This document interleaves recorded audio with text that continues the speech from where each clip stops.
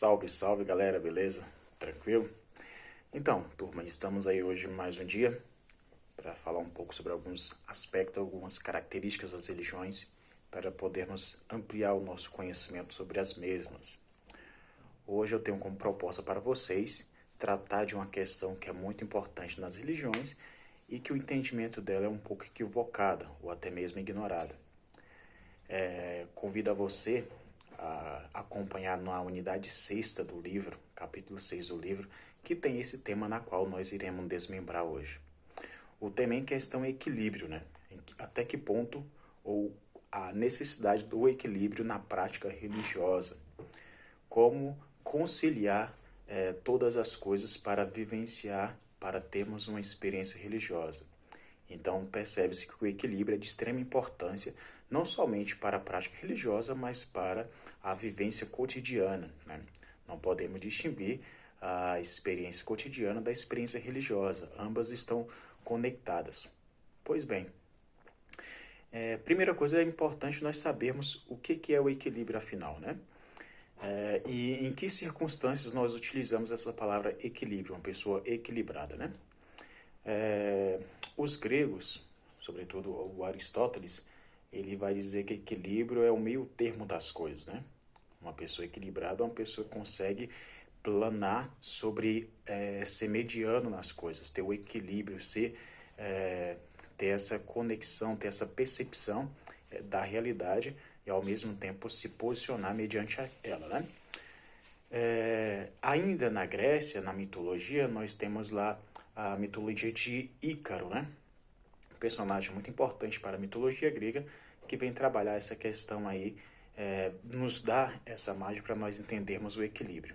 Como é que funciona aí o mito de Ícaro? É muito simples, né?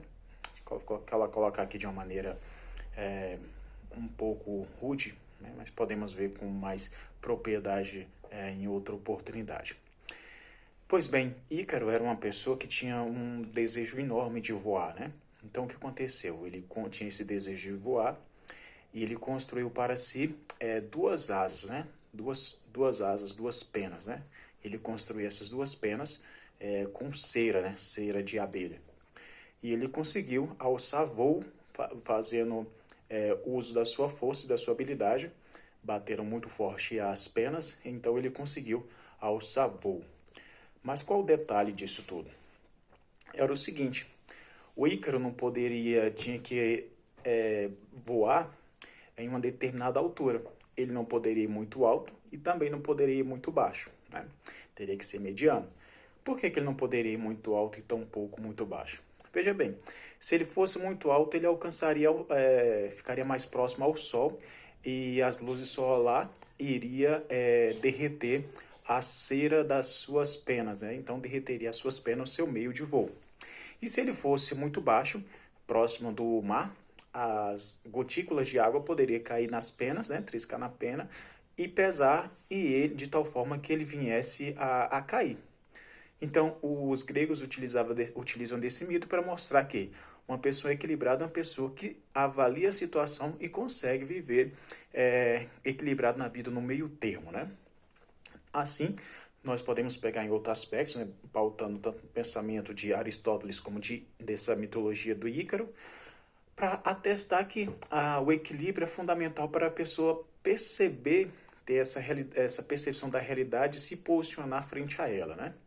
Por exemplo, uma pessoa corajosa não é uma pessoa que enfrenta todas as coisas com o peito aberto, sem nenhuma cautela.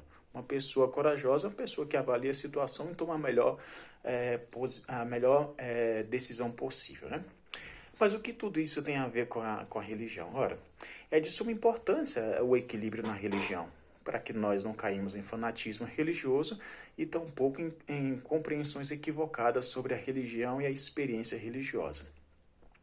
Lá no capítulo 6, ele vai trabalhar, lá vai ter uma proposta de leitura de Jesus com a mulher no sábado, né? Jesus que cura a mulher no sábado, né? Quem quiser acompanhar lá na unidade 6 do livro, tá aí o convite para vocês terem esse contraponto. Mas bem, nós falamos aqui que o equilíbrio é necessário e fundamental para a vida humana. E trazendo aquelas aulas passadas, na qual nós falamos sobre justiça, nós falamos sobre leis e etc. Então, essa proposta de leitura de hoje, sobre o equilíbrio, é justamente para nós percebermos, e apoiado aí nessa proposta do livro, do Jesus que cura a mulher no sábado, que era um dia de preceito para o judeu, até que ponto nós podemos conciliar as leis civis e as experiências religiosas, né? Até que ponto uma não contradiz a outra, até que ponto elas podem se harmonizar e até que ponto o indivíduo pode se posicionar frente às leis civis e às leis religiosas de tal forma que tenha um bom senso e uma boa harmonia. Aí nós podemos entrar várias questões éticas, como aborto, eutanásia, pena de morte e etc., que é necessário ter esse equilíbrio para ver o que diz as leis civis e o que diz a experiência religiosa, para que não haja conflitos nesses interesses, né? Pois bem, no livro, aí, como vocês podem perceber, vai tratar daquele episódio de uma mulher que é curada no sábado, né? E os judeus, eles tinham um forte apreço pelo sábado, né? O sábado era de extrema importância para os judeus, né? E por que que eles tinham dava essa importância para o sábado, né? Porque na tradição judaica, o, o sábado estava relacionado a dois conceitos desenvolvidos ao longo da história do povo de Israel, que era a seguinte: a primeira, eles tinham a compreensão de que o mundo foi criado por Deus em 6 dias e que no sétimo, após diversos dias de trabalho, Deus descansou. Então, para a tradição judaica, o sábado é o dia de descanso, porque Deus criou todas as coisas e no último dia ele veio a descansar, que foi no sábado, né? Então, e o outro momento é o período do Êxodo, né? Na qual o povo foi liberto da escravidão do Egito.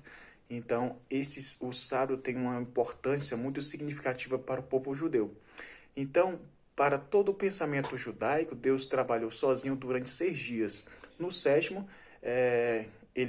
o povo cessa toda a sua atividade e é o tempo dado à liberdade do homem para construir o mundo, né?